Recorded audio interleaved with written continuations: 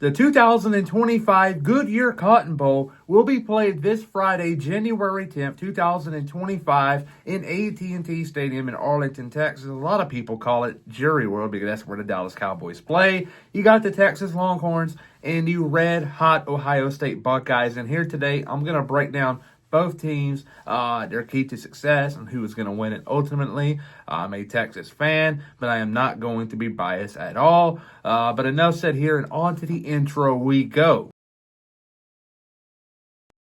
Like I said just a couple of moments ago, I am a Texas fan, but I will not be biased here because the stats do not lie.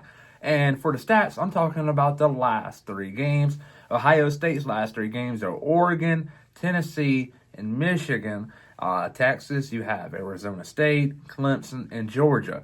Both teams were 2-1 out of the last three games, so they're even there. But for Ohio State, let's talk about Will Howard first. His last three games against Oregon, he threw for 319 yards, which is above average.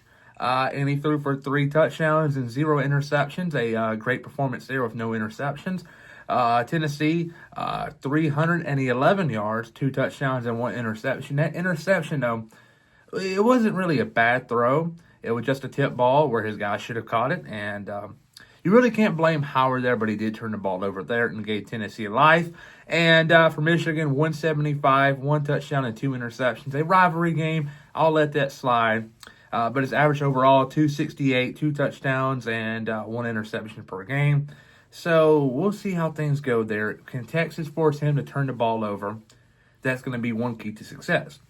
Quinn Ewers, though, the last 3 games have been very interesting to say the least because at the beginning of the year, he was red hot. Then he got injured. He came back from the injury, and his play has kind of been piss poor, if you will. And it has nothing to do with his injury. It's just his decision-making, and it's gotten worse. But Arizona State, he threw for 322, 3 touchdowns, and 1 interception. That 1 interception gave Arizona State life, and it got them back into the game. Clemson, 202 passing yards. It's kind of iffy, if you will. They did have a good running game against Clemson's defense, so I'll let that slide. 1 touchdown and 1 interception. And then for Georgia, he threw for a lot of yards, 358, 1 touchdown, and 2 interceptions. And those interceptions thrown by Quinn Ewers has been a big reason why those teams have made it close.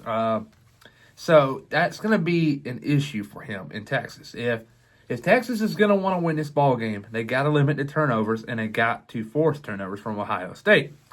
The rushing attack from both teams has been pretty spectacular. Take away 2 performances from Texas. They did have a big one against Clemson. They had 53 against Arizona State overall. Not good. 1 touchdown. Clemson, 292 total, 4 touchdowns. Really good.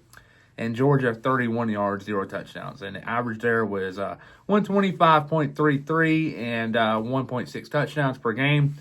That right there, I don't know how to feel about that. Just that one game changed it all. The 2 others were piss poor. And if Ohio State can stop the run, they had to force Quinn Ewers to pass the ball. And forcing him to pass the ball could lead to turnovers, but we'll see how things go there. The Ohio State rushing attack is spectacular. 181, 2 touchdowns against Oregon. 156, 4 touchdowns against Tennessee. 77 yards, 0 touchdowns against Michigan. 138 overall average in the last 3 and 2 touchdowns per game. And that right there just shows how Ohio State is a two-headed team, if you will. They can pass the ball. They can also run the ball. Texas, you really can't claim that they can run the ball on you. We have seen it one time in the last 3 games against Clemson. And Clemson, no offense to them, had no purpose playing in the playoffs. Let's just be real here.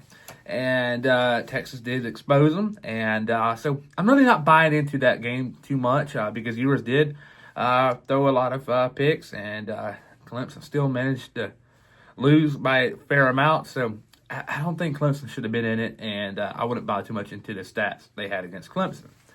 But the points allowed for both teams, Ohio State allowed 21 against Oregon, 17 against Tennessee, and 13 against Michigan.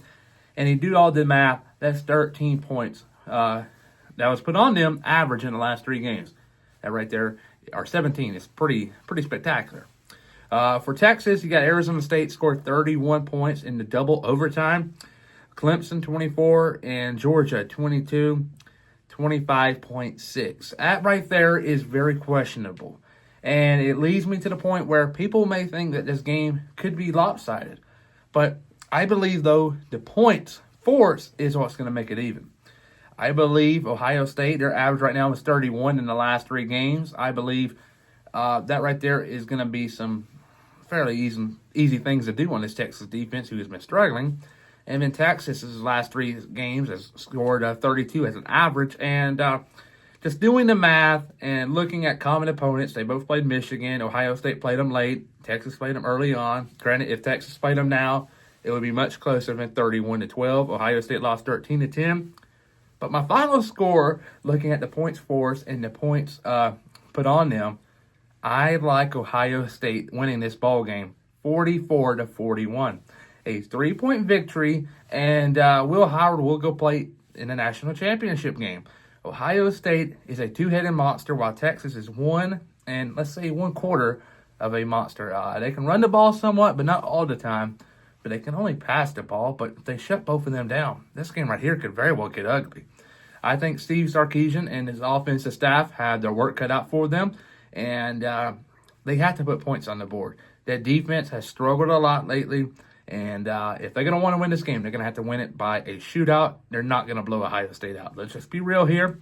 I view it similar to the Buffalo Bills and the Denver Broncos in the wild card round. If Denver wants to win this game, they have to strike early on. If they don't, this is over with.